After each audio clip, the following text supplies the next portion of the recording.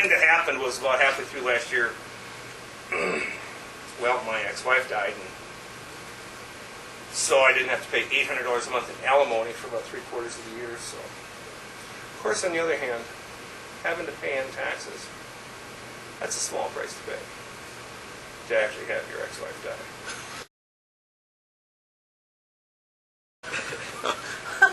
It's probably something I'll get over. Yeah. Oh no, it was. That's funny. Sorry. It was. You know, my kids were there. I mean, it's not unexpected. She'd been sickly for a long time. She's a young person. She's 49. Young person, but she'd been very, very, very sick for a very long time and brought it on most of it herself. But it was over here. It was in May or June or something, and it was over here at Sacred Heart Hospital, and all the families around, and it's all grieving and stuff. And I,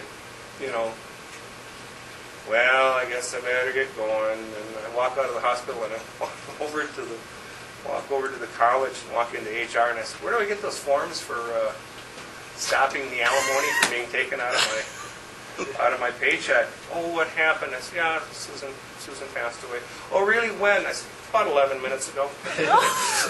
It's just the secretary in HR. You go on waste time on this kind of thing.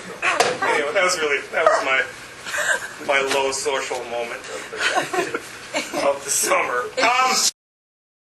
And she's the mother of my 2 children. Okay. Yes. And my daughter has 2 children of her own now. And, well, anyway,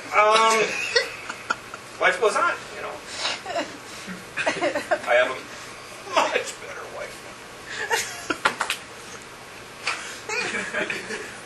The fact that she's a former ITNS student helps. Yeah.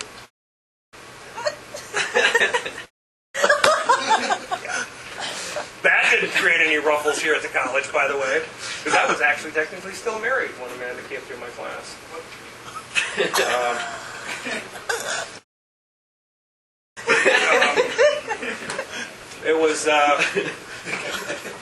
It wasn't an issue until the 4th semester in the program, and we were starting to date kind of serious, and my wife, my ex, finds out about this and calls the dean of students and the vice president. And, yeah, that's not good. "Do you know what one of your instructors is doing?"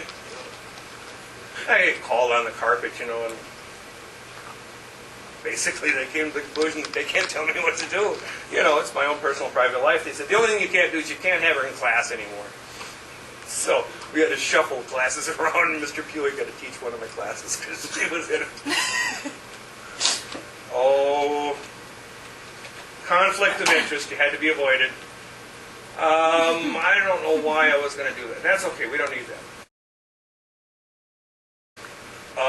No, we are such geeks. And I can tell stories because nobody ever gets offended other than by how geeky we are.